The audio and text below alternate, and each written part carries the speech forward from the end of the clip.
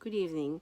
This is Gemma Manuel, and this is for Activity 3 Econ. Is college worth it? Getting a college education is expensive and can put a strain on the families or to the student from an average family after he or she graduates. Here in the United States, a sizable percentage of high school graduates and their families have to think twice whether or not college is worth the financial investment or not.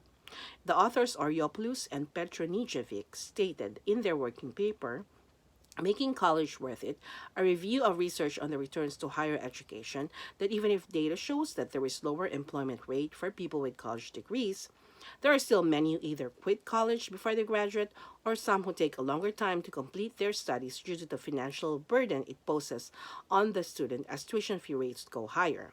There's also the fact that degrees that are inclined to new technologies have the greater return of investment in terms of salary. However, it then poses a problem for students who may not be inclined to technology. How can college be beneficial for them if they cannot find jobs as lucrative as those who graduate with courses in technology?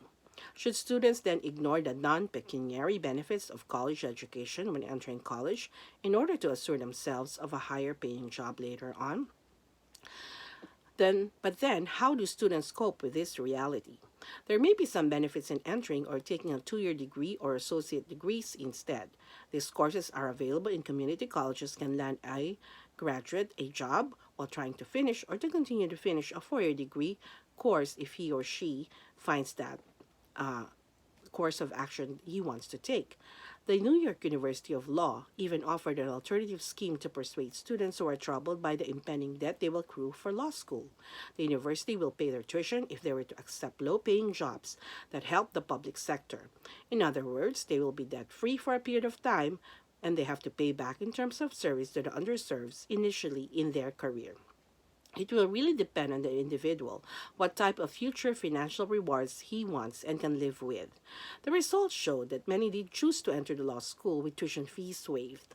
There's also the complexity of applying for FAFSA or financial aid.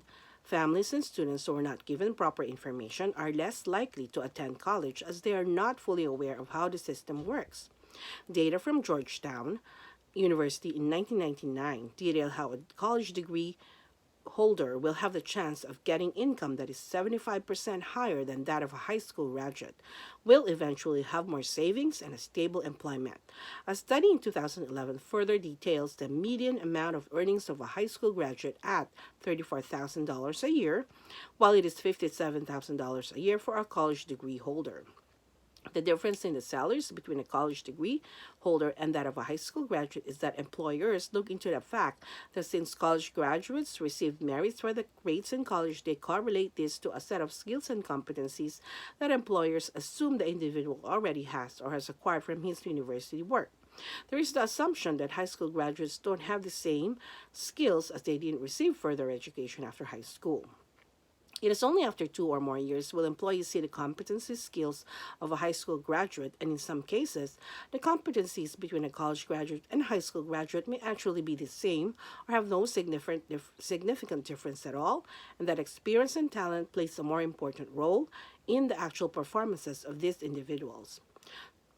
Another study in Norway in 2011 showed that individuals with more education were more likely to marry spouses with higher education too, and they are less likely to divorce and will not likely to have to depend on the state for health disability benefits. This means a better quality of life for an educated individual, not only economically but also be able to maintain a stable family life and relationships. This study shows that aside from the financial benefits, a wide spectrum of an individual's life is affected by the education he earned in a positive way.